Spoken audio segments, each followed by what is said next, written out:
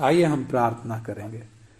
हमारे स्वर्गीय पिता, हम धन्यवाद करते हैं, आपने एक और मौका दिया हम आपके चरणों में आ सके। प्रभु, हम सारे इंतजाम के लिए धन्यवाद करते हैं और प्रार्थना करते हैं प्रभु, आप अपना वचन हमें खोल कर समझाएं, ताकि प्रभु इस कंफ्यूजन भरे समय में, इस अंधकार भरी दुनिया में प्रभु हम सत्य में खड़े हो सकें और सत्य में आप हमारी अगुवाई करें। प्रभु, आपका वचन जो प्रकाश है, इस प्रकाश में हम चल सकें।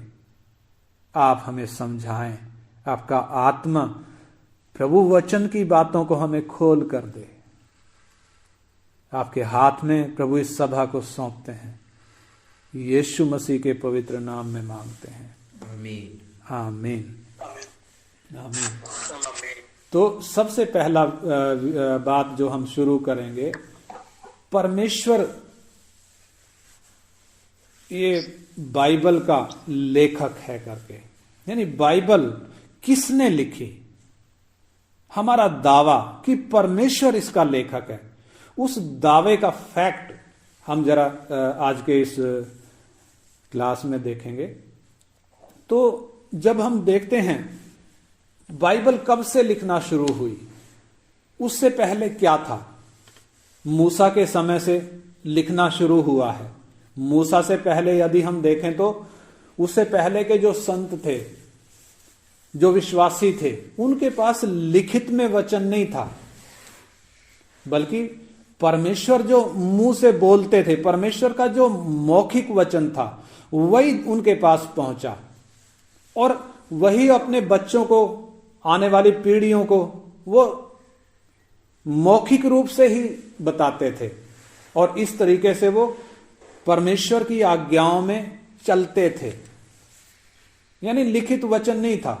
तो सबसे पहले लिखित वचन कहां से आना शुरू हुआ। सबसे पहले यदि हम देखें तो इस्राएल को परमेश्वर ने जब मिस्र की गुलामी में से निकाला, उनको कनान देश में ले जाने के लिए परमेश्वर ने जब जंगल के सफर में सिनाई पहाड़ पर परमेश्वर ने जब अपने आप को उनके सामने प्रकट किया, तो उधर परमेश्वर ने 10 आज्ञाएं लिखकर इस्राएलियों को दी।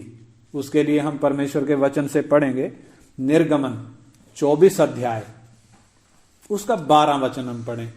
निर्गमन 24 अध्याय उसका 12 वचन।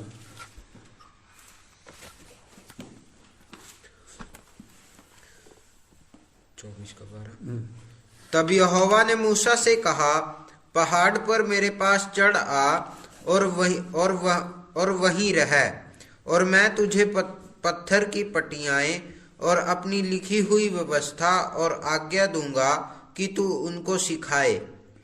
हाँ, देखिए इधर अगर किसी के पास इंग्लिश बाइबल है तो मैं चाहूंगा कि साथ में इंग्लिश से भी ये वचन पढ़ें, उससे और हमें क्लैरिटी मिलेगी। निर्गमन 24 अध्याय उसका 12 वचन हिंदी में ऐसे लिखा है, तब यहोवा ने मूसा से कहा, पहाड़ पर मेरे पास चढ़ आ और वहीं रह, और मैं तुझे पत्थर की पटियाएं और अपनी लिखी हुई व्यवस्था और आज्ञा दूंगा कि तू उनको सिखाए।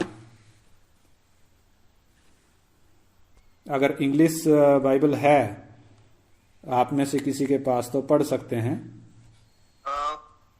कौन सी बुक है? Exodus 24 verse 12। Verse number 12. The Lord said to Moses, come up to me on the mountain and stay here. And I will give you the tablets of stone which the law and commandments I have written for their instruction. I have written. Which I have written? Who have written? God himself. God himself have written. यानी परमेश्वर ने जो आज्ञाएं लिखी, मूसा को पहाड़ पर बुलाया और परमेश्वर ने अपने हाथ से लिखी हुई आज्ञाएं वो दो पट्टियां, वो दो तख्तियां जो पत्थर की तख्तियां थी, उन तख्तियों पे परमेश्वर ने खुद लिखा, मूसा से नहीं लिखवाया, खुद अपने हाथ से लिखकर मूसा के हाथ में सौंपा है ताकि वो उसको लेकर इस्राएलियों को सिखाए। एक वचन और हम पढ़ेंगे 31 का 18, निर्गमन 31 का 18, 31 का 18। जब परमेश्वर मूसा से सीने पर्वत पर ऐसी बातें कर चुका, तब उसने उसको अपनी उंगली से लिखी हुई साक्षी देने वाली पत्थर की दोनों तख्तियां दी। हाँ, इंग्लिश में कैसे है? When the Lord finished speaking to Moses on Mount Sinai, he gave him the two tablets of the covenant law, the tablets of stone inscribed by the finger of God. Inscribed by the finger of God. Mean written with the finger of God. Yeah, written by the finger of God. Yeah, you can say that. Yeah. तो इसका मतलब क्या है? परमेश्वर ने अपनी उंगली से लिखकर वो दो पत्थर की तख्तियां मूसा को दी। यानी इस बात से हमें क्या मालूम पड़ता है? देखो, परमेश्वर का वचन ये किसी मनुष्य की बुद्धि से लिखा हुआ नहीं है, बल्कि देखो इसमें परमेश्वर का हाथ है। शुरुआत में ये 10 आज्ञाएं परमेश्वर ने अपने हाथ से लिखकर इस्राएलियों को दी। बाद में परमेश्वर ने मूसा को जब पहाड़ पर बुलाया और मूसा 2 बार 40 दिन 40 रात पहाड़ पर परमेश्वर की उपस्थिति में जब रहा, परमेश्वर ने मूसा को बोला, परमेश्वर ने बोला, मूसा ने लिखा। व्यवस्था के नियम, व्यवस्था के 613 नियम जो लिखे परमेश्वर ने बोले और मूसा ने लिखे। 10 आज्ञाएं परमेश्वर ने खुद लिखकर दे दी। हम पढ़ेंगे निर्गमन 24 अध्याय का 1 से 4, 24 का 1 से 4, 24 1 to 4। फिर उसने मूसा से कहा, तू हारून, नादाब, अबीहू और इजराइलियों के 70 पुरनियों समेत यहोवा के पास ऊपर आकर दूर से दंडवत करना। केवल मूसा यहोवा के समीप आए, परंतु वे समीप ना आए और दूसरे लोग उसके संग ऊपर ना आए। मूसा ने लोगों के पास जाकर यहोवा की सब बातें और सब नियम सुना दिए। तब सब लोग एक स्वर में बोल उठे, जितनी बातें यहोवा ने कही हैं उन सब बातों को हम मानेंगे। हाँ, इधर जो बात लिखी है उसका 4 भी पढ़ें। तब मूसा ने यहोवा के सब वचन लिख दिए। हाँ, मूसा ने यहोवा के सब वचन लिख दिए और बड़े सवेरे उठकर पर्वत के नीचे एक वेदी और इजराइल के 12 गोत्रों के अनुसार बस उतना ही, 4 तक ही। यानी यहोवा के कहे हुए वचन मूसा ने लिख दिए। मूसा ने अपनी बुद्धि से नहीं लिखे, मूसा ने वो लिखा है जो परमेश्वर ने बोला है।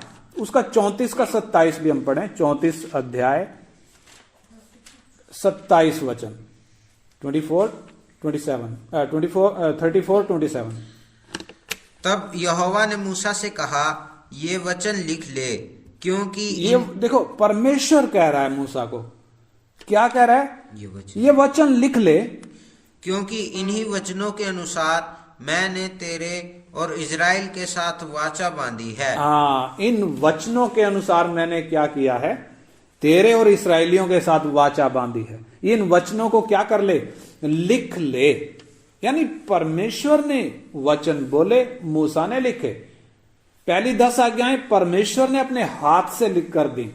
व्यवस्था के बाकी नियम परमेश्वर ने बोले, मूसा ने लिख दिए। और हम देखते हैं पहली 5 किताबें उत्पत्ति, निर्गमन और व्यवस्था, गिनती, व्यवस्था विवरण परमेश्वर ने ये मूसा से लिखवाई। यानी ये किताबें लिखने के लिए परमेश्वर ने मूसा को इस्तेमाल किया। मूसा को परमेश्वर ने कब की बातें बताई? आरंभ में परमेश्वर ने जब पृथ्वी और आकाश और पृथ्वी को बनाया, सारी सृष्टि को बनाया, पृथ्वी बेडोल और सुनसान जब पड़ी थी, परमेश्वर ने किस तरीके से उसमें नई शुरुआत करी। यानी परमेश्वर ने कब की पीछे की बातें भी मूसा को खोलकर बताई और मूसा ने उन बातों को लिखा। यानी परमेश्वर ने मूसा से ये पहली पांच किताबें लिखवाई। और उसके बाद की किताबों के विषय में हम देखते हैं परमेश्वर ने अपने पवित्र लोगों को अलग अलग माध्यम से, प्रकाशन के द्वारा, दर्शन के द्वारा, स्वप्न के द्वारा संदेश दिए और उनको लिखने के लिए परमेश्वर ने आज्ञा दी। परमेश्वर ने नबियों से बात करी और उन्होंने वो बातें सुनकर लिखी। उसके लिए भी मैं चाहूंगा 1-2 वचन हम पढ़ें। यशाया 30 अध्याय 8 वचन।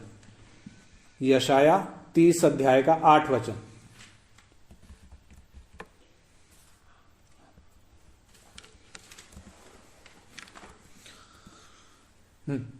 अब जाकर इसको उनके सामने पत्थर पर खोद और पुस्तक में लिख कि वह भविष्य के लिए वर्ण सदा के लिए साक्षी बनी रहे। हाँ, देखिए परमेश्वर क्या कह रहा है, इसको क्या कर ले, जो बात मैंने कही पुस्तक में लिख ले, ताकि ये सदा के लिए क्या रहे, एक गवाही रहे। यिर्मयाह 30 का 2 पढ़ें। यिर्मयाह 30 अध्याय 2 वचन। 30 का 2। यिर्मयाह 30 का 2। इज़राइल का परमेश्वर यहोवा तुझसे यूं कहता है, जो वचन मैंने तुझसे कहे हैं उन सबों को पुस्तक में लिख ले। हाँ, जो वचन मैंने तुमसे कहे हैं उनको क्या कर ले, पुस्तक में लिख ले। हबक्कुक 2 का 2। हबक्कुक 2 अध्याय का 2 वचन। जल्दी से। यहोवा ने मुझसे कहा, दर्शन की बातें लिख दे। हाँ, यहोवा ने मुझसे कहा, जो दर्शन मैंने तुम्हें दिखाया है उस दर्शन की बातें लिख ले। वर्ण पट्टियों पर साफ लिख दे। हाँ, पट्टियों पर साफ साफ लिख ले कि दौड़ते हुए भी वे सहज से पढ़ी जाएं। हाँ, अगर एक व्यक्ति दौड़ रहा है ना, दौड़ते हुए भी साफ साफ पढ़ने में आ जाएं, इस तरीके से लिख ले। प्रकाशित वाक्य 1 का 11। प्रकाशित वाक्य 1 का 11। जो कुछ तू देखता है उसे पुस्तक में लिखकर 7 कलीसियाओं के पास भेज दे। हाँ, परमेश्वर इधर यूहन्ना को बोल रहा है, जो कुछ तू देखता है उसको क्या कर ले, पुस्तक में लिख ले और कलीसियाओं को भेज दे। उसका 19 वचन, 1 का 19। इसलिए जो बातें तूने देखी हैं और जो बातें हो रही हैं और जो बातें इसके बाद होने वाली हैं उन सब को लिख ले। उन सब को लिख ले। कौन सी बातें? अपनी बुद्धि से कोई कल्पना की बातें नहीं, जो तू देख रहा है, जो तुझे दिखाई गई हैं और जो तू आने वाले समय में देखेगा, तुझे दिखाई जाएंगी, उन बातों को पुस्तक में लिख ले। 2 तिमोथी 3 का 16। 2 तिमोथी 3 अध्याय का 16 वचन।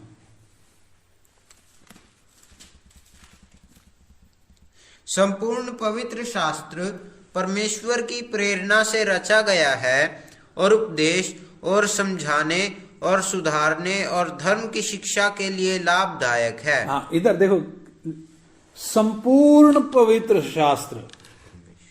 संपूर्ण का मतलब उत्पत्ति से लेकर प्रकाशित वाक्य तक 66 किताबें। संपूर्ण पवित्र शास्त्र परमेश्वर की आत्मा की प्रेरणा से लिखा। कैसे लिखा गया है? क्या लिखा है? संपूर्ण पवित्र शास्त्र परमेश्वर की प्रेरणा से रचा गया है। हाँ, परमेश्वर की प्रेरणा से। और हमने देखा है कैसे परमेश्वर ने बोला और इन व्यक्तियों ने जिनको बोला उन्होंने लिखा।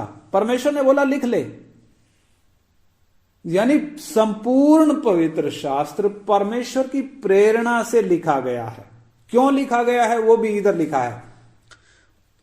और उपदेश और समझाने और सुधारने और धर्म की शिक्षा के लिए लाभदायक है। धार्मिकता की शिक्षा के लिए क्या है? लाभदायक है ये वचन। इसलिए परमेश्वर ने इसको अपनी प्रेरणा से लिखवाया है। एक वचन और दूसरा पत्रस 1 अध्याय 19 से 21। दूसरा पत्रस 1 का 19 से 21। हमारे पास जो भविष्य वक्ताओं का वचन है, हमारे पास ये जो बाइबल है ये भविष्य वक्ताओं का वचन है। वह इस घटना से दृढ़ ठहरा। ये इस घटना से दृढ़ ठहरा। तुम यह अच्छा करते हो, जो यह समझकर उस पर ध्यान करते हो कि वह एक दिया है। हाँ, ये पिछली बार हमने देखा था। ये एक दिया है जो अंधियारे स्थान में उस समय तक प्रकाश देता रहता है जब तक कि पो ना फटे। हाँ, ये अंधेरी दुनिया में, ये दुनिया अंधेरी दुनिया में ये बाइबल ये एक प्रकाश का काम दे रहा है। कब तक ये दिए की तरह जलेगा? ये लाइट की तरह कब तक जलेगा? जब तक सवेरा ना हो जाए, जब तक वो सुबह का वो सूरज यानी यीशु जब तक चमक ना जाए, तब तक बाइबल इस अंधेरी भरी दुनिया में वो प्रकाश दे रही है। यानी आगे और आगे, और भोर का तारा तुम्हारे हृदयों में ना चमक उठे। हाँ, पर पहले यह जान लो कि पवित्र शास्त्र की कोई भी भविष्यवाणी किसी के अपने ही विचारधारा के आधार पर पूर्ण नहीं होती। हाँ, किसी व्यक्ति के अपने विचारधारा के आधार पर पूर्ण नहीं होती, क्योंकि कोई भी भविष्यवाणी मनुष्य की इच्छा से कभी नहीं हुई। हाँ, इंसान की इच्छा से कभी नहीं हुई, पर भक्तजन पवित्र आत्मा के द्वारा उभारे जाकर परमेश्वर की ओर से बोलते थे। हाँ, भक्तजन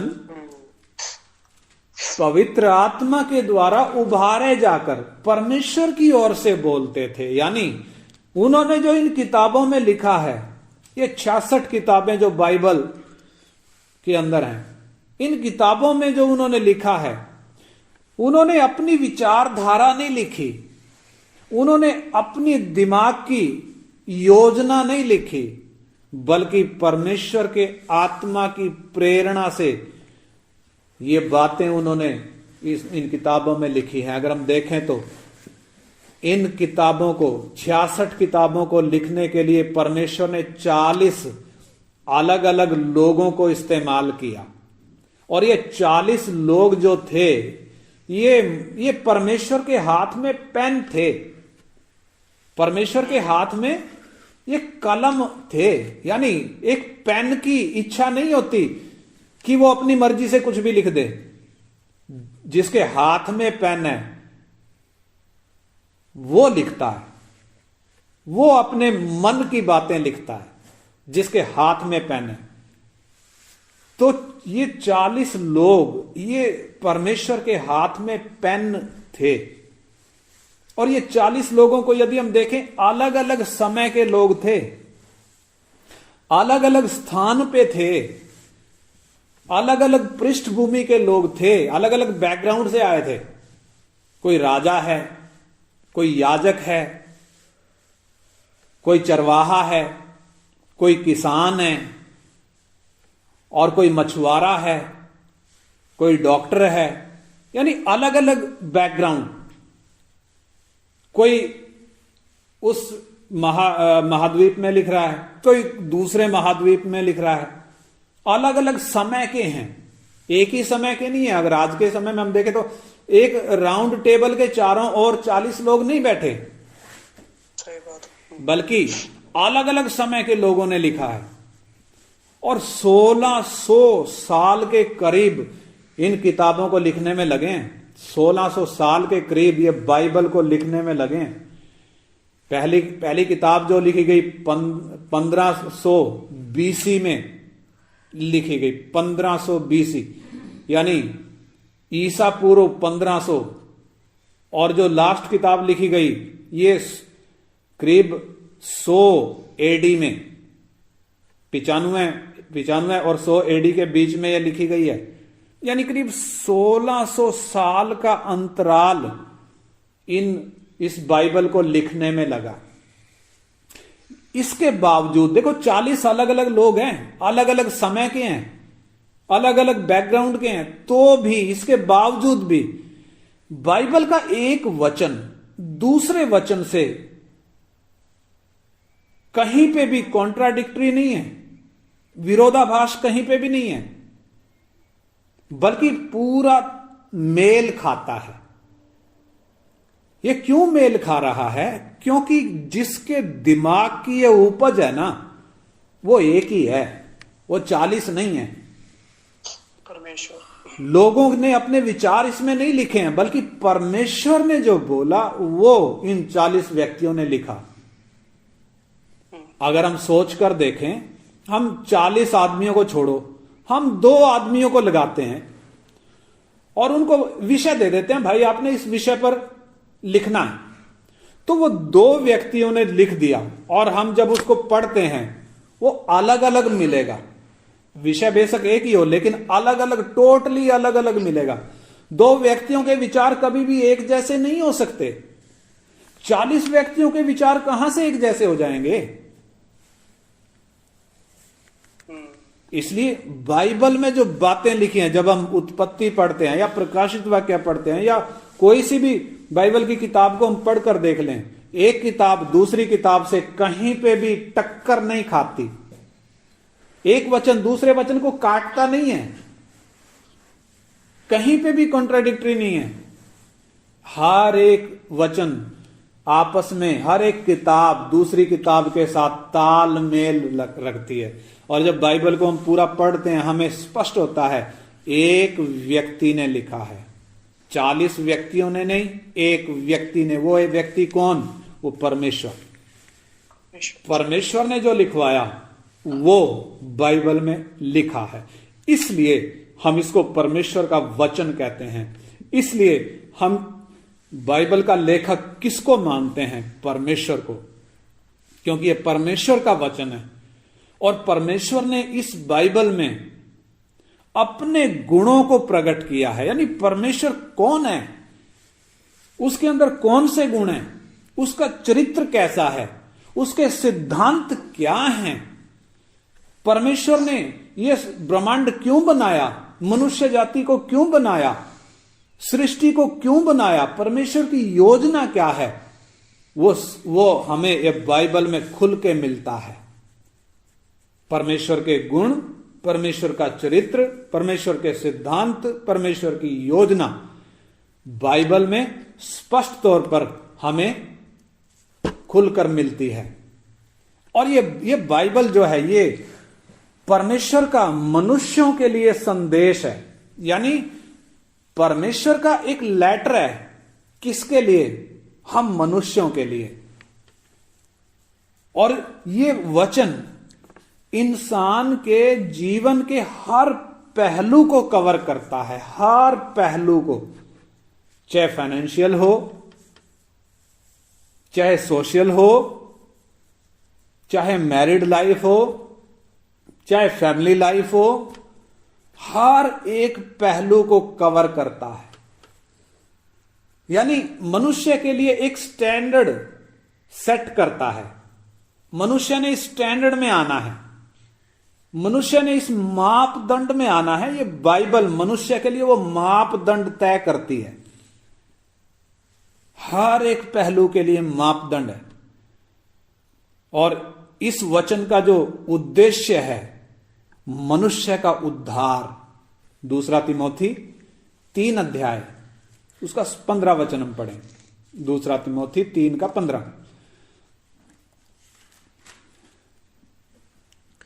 और बचपन से पवित्र शास्त्र तेरा जाना हुआ है, जो तुझे मसीह पर विश्वास करने से उद्धार प्राप्त करने के लिए बुद्धिमान बना सकता है। हाँ, देखिए, मनुष्य को मालूम नहीं है कि मुझे उद्धार की जरूरत है।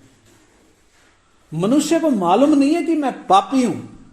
कदम कदम पर पाप के फल प्रकट हो रहे हैं, परंतु फिर भी इंसान को मालूम नहीं है कि मैं पापी हूं। उसको मालूम नहीं है कि मुझे छुटकारे की जरूरत है। ये वचन है, ये बाइबल, ये परमेश्वर का वचन, ये हमें बताता है कि हमें उद्धार की आवश्यकता है, हमें छुटकारा चाहिए करके ये हमें स्पष्ट बताता है।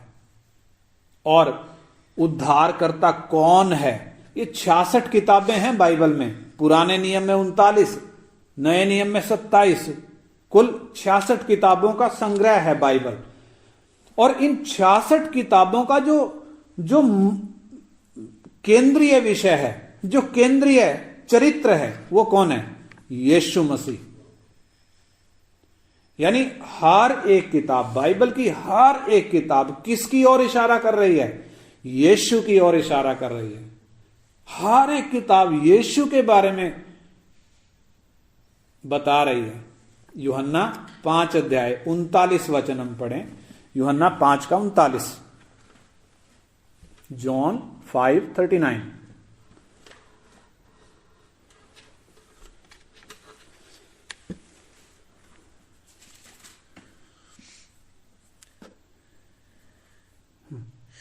तुम पवित्र शास्त्र में ढूंढते हो। तुम पवित्र, यीशु कह रहे हैं, देखो, तुम पवित्र शास्त्र में ढूंढते हो क्योंकि समझते हो कि उसमें अनंत जीवन तुम्हें मिलता है। हाँ, और यह वही है जो मेरी गवाही देता है। हाँ, पवित्र शास्त्र वही है जो मेरी गवाही देता है। किसकी गवाही? यीशु की गवाही देता है।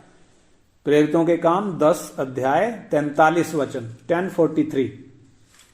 एक्ट्स 10:43। उसकी सब भविष्यवक्ता गवाही देते हैं। हाँ, देखो, यीशु की सब भविष्यवक्ता गवाही देते हैं कि जो कोई उस पर विश्वास करेगा, उसको उसके नाम के द्वारा पापों की क्षमा मिलेगी। हाँ, यीशु के नाम के द्वारा उसको क्या मिलेगा? पापों की माफी मिलेगी करके बाइबल की हर किताब ये गवाही देती है।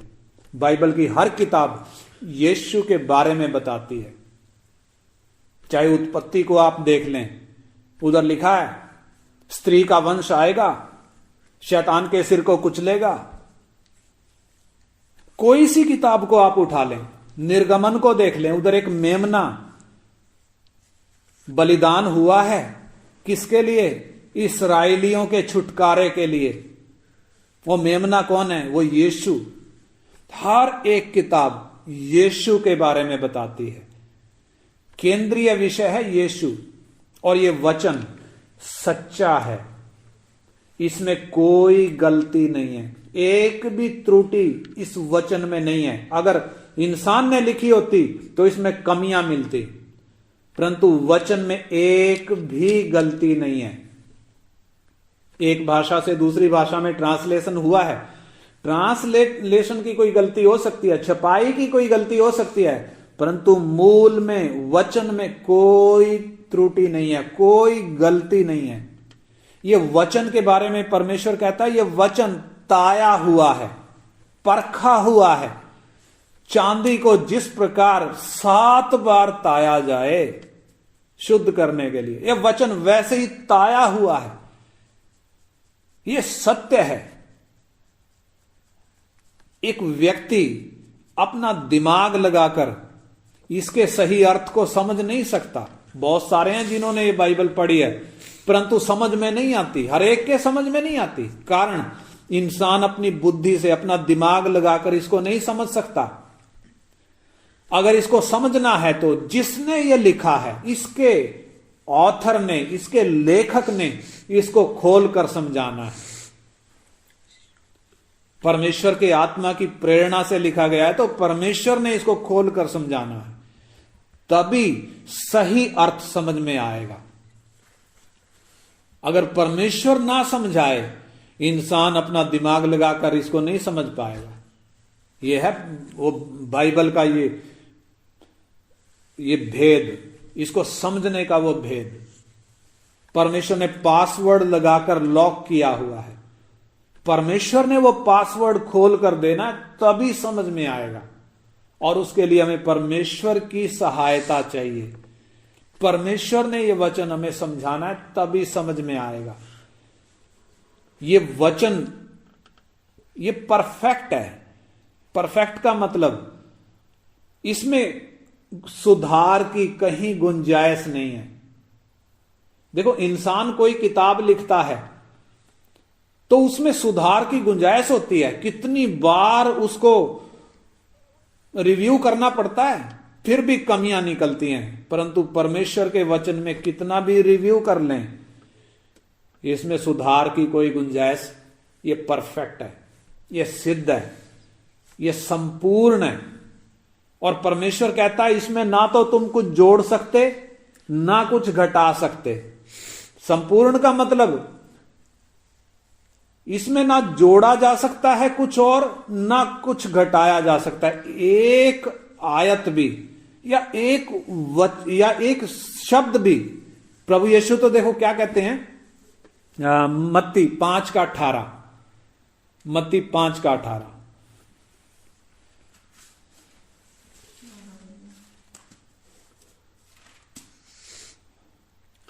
क्योंकि मैं तुमसे सच कहता हूँ कि जब तक आकाश और पृथ्वी टल न जाएं, तब तक व्यवस्था से एक मात्रा या एक बिंदु भी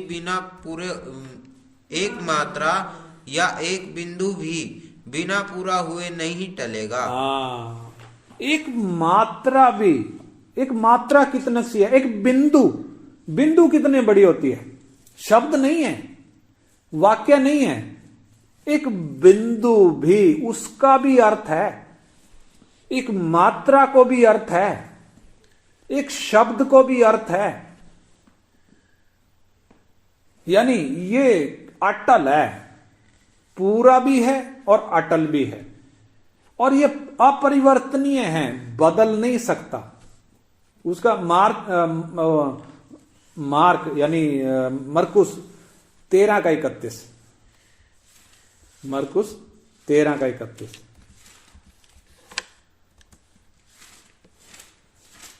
जल्दी 13:31। आकाश और पृथ्वी टल जाएंगे, आकाश और पृथ्वी टल जाएंगे, परंतु मेरी बातें कभी न टलेंगी। इस वचन में लिखी हुई बातें नहीं टलेंगी कभी भी। यानी जो लिखा है ना वो पूरा होगा। जो लिखा है पूरा होगा। एक वचन और मैं चाहूंगा, व्यवस्था विवरण 4:2, व्यवस्था विवरण 4:2, 4:2।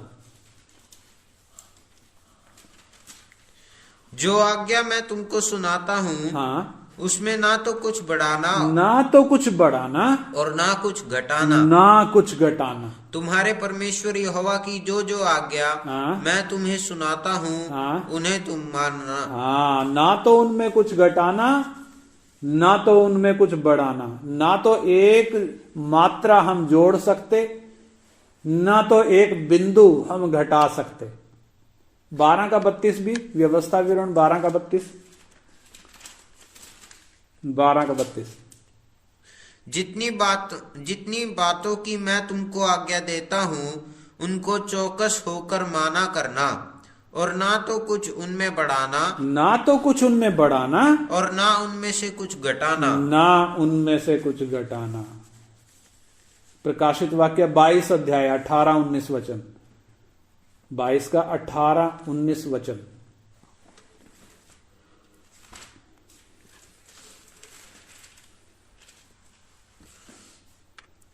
मैं हर एक को जो इस पुस्तक की भविष्यवाणी की बातें सुनता है गवाही देता हूँ। हाँ, हर एक को जो इस पुस्तक की भविष्यवाणी की बातों को जो सुनता है गवाही देता हूँ। यदि कोई मनुष्य इन बातों में कुछ बढ़ाए, हाँ, यदि कोई मनुष्य इन बातों में कुछ बढ़ाए तो परमेश्वर उन विपत्तियों को जो इस पुस्तक में लिखी हैं उस पर बढ़ाएगा। हाँ, इस पुस्तक में बहुत सारी विपत्तियां लिखी हैं। परमेश्वर कहता है यदि एक भी शब्द कोई बढ़ाएगा तो परमेश्वर उन विपत्तियों को उस पर बढ़ा देगा। और यदि कोई इस भविष्यवाणी की पुस्तक की बातों में से कुछ निकाल डाले, हाँ, यदि कुछ निकाल डाले यानी कोई वचन मिटा दे, हटा दे, या कोई वचन छोड़ो एक शब्द भी हटा दे तो क्या होगा? तो परमेश्वर उस जीवन के वृक्ष और पवित्र नगर में से जिसका वर्णन इस पुस्तक में है उसका भाग निकाल देगा। हाँ, पवित्र नगर और उस जिसका वर्णन पवित्र नगर और जीवन के पेड़ में से जिसका वर्णन इस पुस्तक में है उसका भाग निकाल देगा। यानी एक व्यक्ति को अधिकार नहीं है इसमें कुछ भी जोड़ने का और इसमें कुछ भी घटाने का। मैंने बोला यह संपूर्ण है, फाइनल है, इसमें ना सुधार की कोई गुंजाइश है ना इसे बदला जा सकता है। प्रभु यीशु कहते हैं कि एक मात्रा भी टल नहीं सकती। अगर हम देखें तो यह परमेश्वर का मनुष्य के लिए दिया हुआ संविधान है। जैसे हर एक देश में एक संविधान होता है,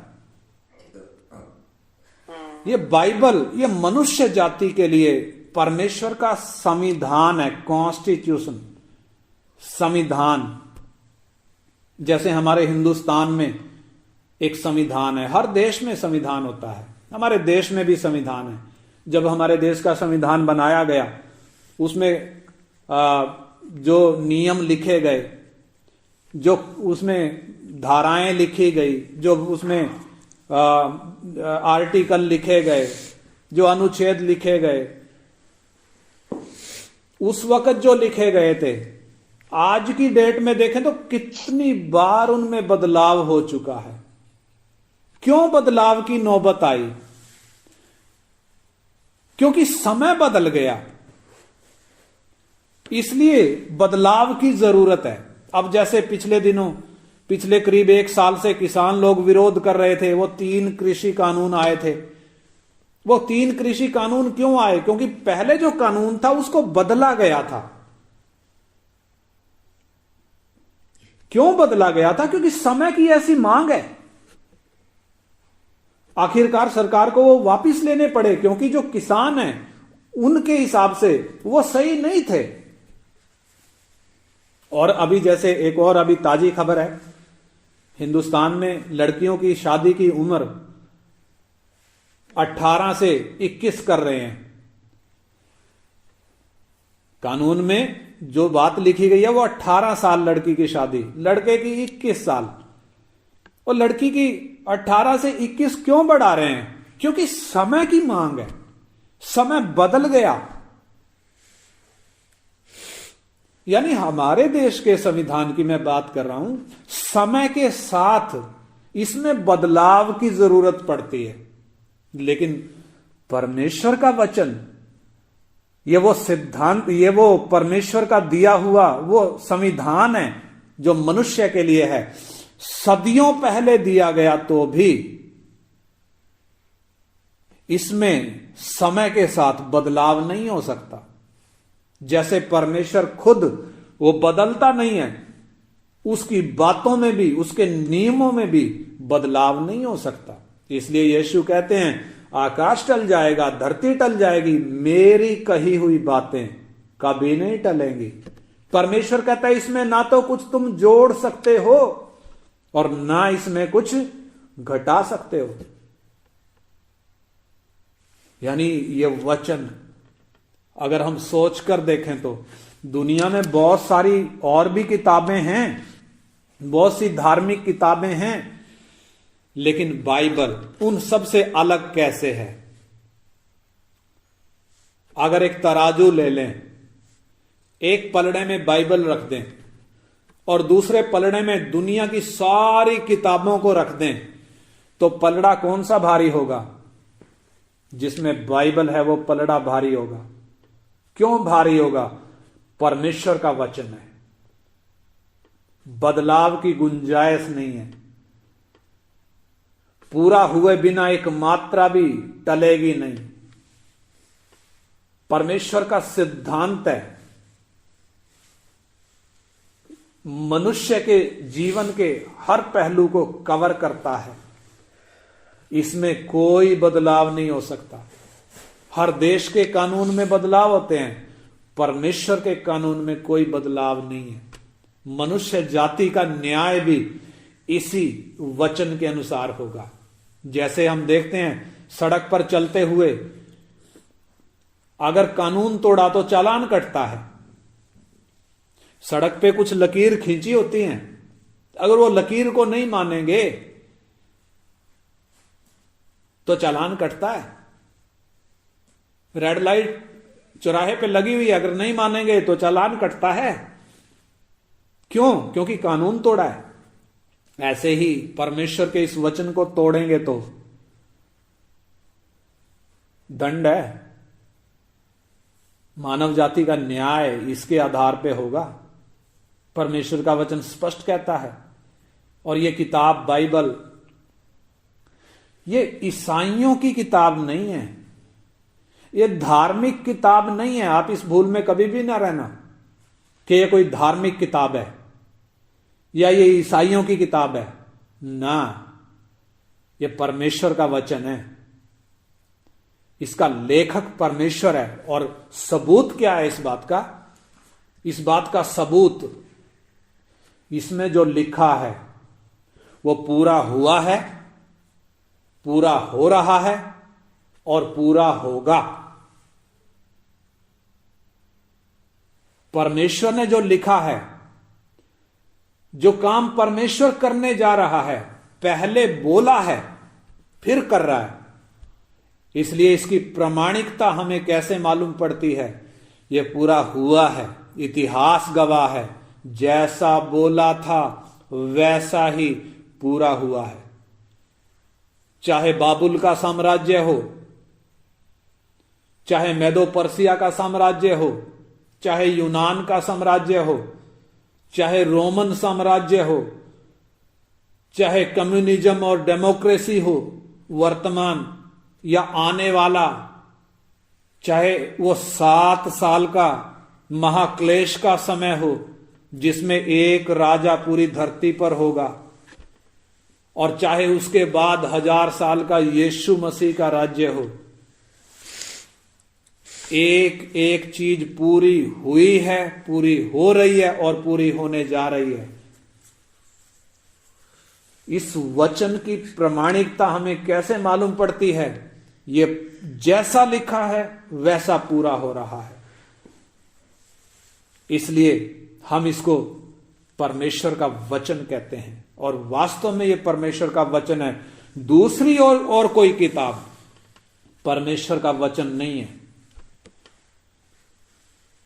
जब हम बाइबल को पढ़ते हैं तो एक व्यक्ति ऊबता नहीं है पढ़ते हुए, बोर नहीं होता। क्यों नहीं बोर होता? क्योंकि परमेश्वर बात करता है। जब हम इसको पढ़ते हैं, जब हम इसको मनन करते हैं, परमेश्वर बात करता है।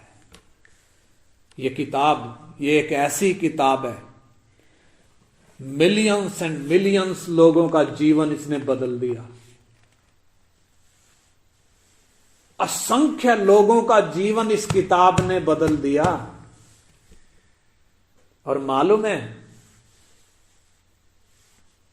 धार्मिक किताबें आप कोई सी भी ले लो, अगर उसका किसी ने गलती से एक पेज भी फाड़ दिया तो तलवारें निकल जाती हैं, तलवारें निकल जाती हैं। अभी पाकिस्तान में एक श्रीलंका के नागरिक को जिंदा जला दिया गया। पंजाब में कितना कुछ हुआ, मैं और क्या बताऊं। इस बाइबल को कितनी बार आग में जला दिया गया, कितनी बार इसको फाड़ के फेंक दिया गया, और मालूम है इसका रक्षक एक विश्वासी नहीं है, एक मनुष्य नहीं है, इसका रक्षक परमेश्वर है। इसका रक्षक मनुष्य नहीं है और किताबों की तरह, इसका रक्षक परमेश्वर है। इसलिए जितना इसको फाड़ा गया है, जितना इसको जलाया गया है, उतना तेजी से यह दुनिया भर में फैली है। दुनिया में मुख्य भाषा एक भी नहीं होगी जिसमें इसका अनुवाद ना हो। दुनिया की सबसे ज्यादा भाषाओं में इस किताब का अनुवाद है। क्यों? क्योंकि परमेश्वर का वचन है, हर मनुष्य के लिए है। और कौन सी किताब है जिसको लिखने में 1600 साल लगे हों? और कौन सी किताब है जिसका इतनी भाषाओं में अनुवाद हो?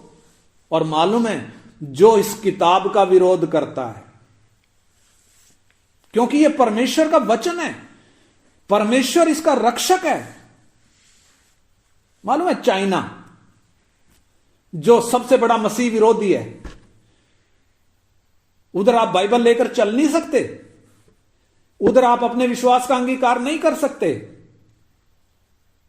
मालूम है, परमेश्वर ने चाइना को पकड़ा, 90 भाषाओं में उधर बाइबल छपती है, दुनिया भर में एक्सपोर्ट होती है। कहां से? चाइना से। परमेश्वर किससे लिखवा रहा है? किससे छपवा रहा है? जो विरोध कर रहा है।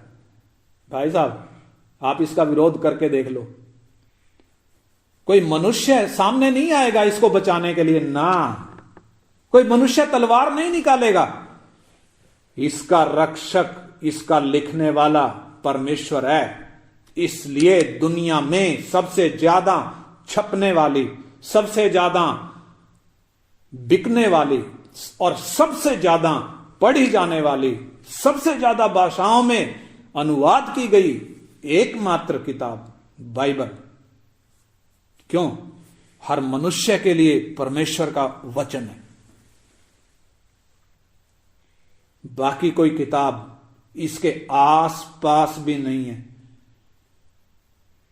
इसलिए मैं आप जरा सोच कर देखें, परमेश्वर का प्रेम, परमेश्वर ने मेरे और आपके हाथ में यह किताब दी है। परमेश्वर का प्रेम जरा हम सोच कर देखें। हम परमेश्वर को ढूंढने वाले नहीं थे, फिर भी परमेश्वर का प्रेम मेरे और आपके हाथ में। ये जो किताब है, कौन सी भाषा में? हिब्रू में नहीं है, ग्रीक में भी नहीं है, मेरी अपनी समझने वाली भाषा में, मेरी मातृभाषा में, मेरे समझने की भाषा में परमेश्वर ने लिखकर मुझे दिया है। मैंने बताया, मूसा से पहले के संतों के पास लिखित में नहीं था। परमेश्वर ने बोल दिया, उन्होंने सुन लिया, जैसा सुना वैसे चले।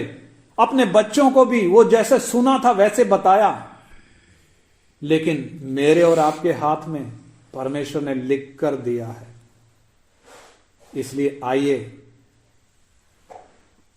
इस बाइबल पर हम विश्वास करें, इसको हम मन से पढ़ें, इसको हम सीखने का मन रखें, इसको समझने का मन रखें। परमेश्वर उसको खोल कर देगा जिसको इसकी भूख है। बहुत सारे लोग इसमें कमियां ढूंढने के लिए पढ़ते हैं, उनको सच्चाई कभी समझ में आ नहीं सकती। परमेश्वर का सिद्धांत है, ये किनको समझ में आती है? परमेश्वर किनको खोल कर देता है? जिसको सत्य जानने का मन है। इसलिए आइए हम प्रार्थना करें, परमेश्वर ये वचन हमें खोल कर समझाए। परमेश्वर जिसने हमारे हाथ में यह वचन दिया, क्या खोल कर नहीं देगा? उसने इसलिए दिया है ताकि वह खोल कर हमें समझाए। वो हमें समझाना चाहता है, बस हमारा मन होना चाहिए। आइए प्रार्थना करेंगे। हमारे स्वर्गीय पिता, आपके इस पवित्र वचन के लिए धन्यवाद प्रभु, इस किताब के लिए धन्यवाद, आपने लिखकर हमारे हाथ में दी है प्रभु। आपका वचन जो पूरा हुआ है, पूरा हो रहा है और पूरा होगा, दुनिया की कोई ताकत इसको रोक नहीं सकी। जितनों ने इसको रोका उतना ज्यादा ये फैलती गई है, क्योंकि मनुष्य इसकी रक्षा नहीं करता। यह परमेश्वर का वचन है, इसलिए हर मनुष्य तक पहुंच रहा है। पिता, हम धन्यवाद करते हैं, मेरे हाथ में भी दिया, धन्यवाद। और प्रभु, मुझे भूख, प्यास और लगन दे कि ये वचन को मैं सीखूं, समझूं और प्रभु इसमें चल सकूं। मुझे वो आज्ञाकारी और समर्पित मन दे पिता।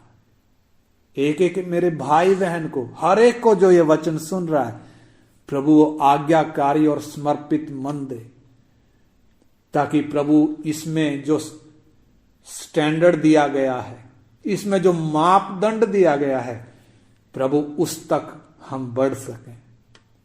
हमारी आप मदद करें। हम अपने जीवन आपके हाथ में सौंपते हैं पिता, यीशु मसीह के पवित्र नाम में मांगते हैं, आमीन।